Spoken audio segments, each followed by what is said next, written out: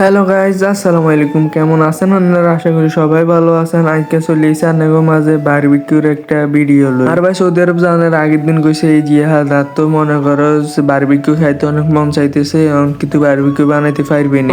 ভাইয়া কইছে আর এটা আবার না করতে পারিনি। নাই কিছু দুয়াতন যে মূর্খ গানি কিছু নিজে কাড়ি কুড়ি ফিস টিস করি, তারপরে আদা দিছি, রসুন বাটা দিছি, তারপর দই দিছি, সস দিছি, সয়া সস দিছি, হলুদ দিছি, মরিচ দিছি, লবণ দিছি। দেনের হরে কিছু এগুলোর সুন্দর করে মাখ, তারপরে 1 ঘন্টা ম্যারিনেট করে রান্নার হরে কিছু স্বাদও যায় সুপে সাপে আগুন ধরা হালাইছে। ভাইয়া হেঁকতে আসিল ঘুমো বুঝে নিতে হয়ে দেখতে ওই আইবো কেন হেঁকতে ভাইয়ের যে কতন বল আনছে রে, ভাইয়া দেহ অবাক হয়ে গেছে। রাগ ভাইয়া খায় এত হুয়াদ হাইছে যে আর বারবার কইছে। তারপরে আবার সামনের বার আইলেও হেতন রে বানাই দিম ইনশাআল্লাহ। দেখতে হাইতেছেন আঙ্গো প্রায় 2 সিকের মতো হইছে, প্রায় 10-12 পিসের মতো মুরকোকে দিয়ে হইছে। দেখতে হাইতেছেন ভাইয়া কদ্দুর মশলা দিয়ে দিতেছে মুরগিটির উপরে, আর ইয়ান্দি ফ্যান একখান ধরাই দিছে, আর সাদের এক কোনার মধ্যে আগুন এটা ধরাই দিছি সুন্দর করে। দেখতে দিতেছেন ভাইয়া ময় মশলা দিতেছে, ভাইয়া কাজ করে না কিন্তু দিতেছে ভিডিও করতেছে, যেহেতু ভিডিও অনেক আগের বুঝি না ভিডিও কদিন